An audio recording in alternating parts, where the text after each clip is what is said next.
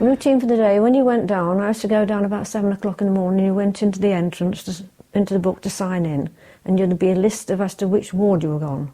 They could move you around. And the first thing you go do, if there was a sister on the ward, she would take charge. If not, you'd take charge. I would take charge of someone. And you'd hand over from the night staff, go through the report, what has gone on in the night, and they'll tell you any problems there were, and you go, and then you start.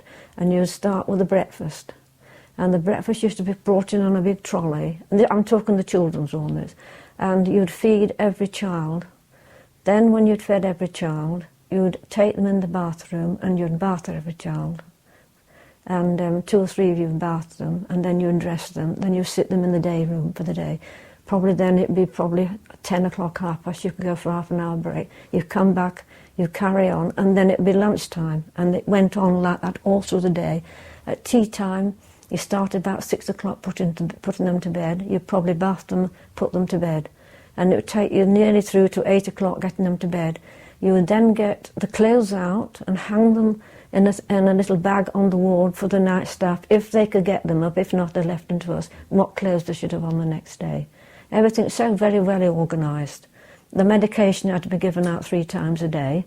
The doctors, people would come round all the time, the nursing staff, the senior staff, to see if everything was all right.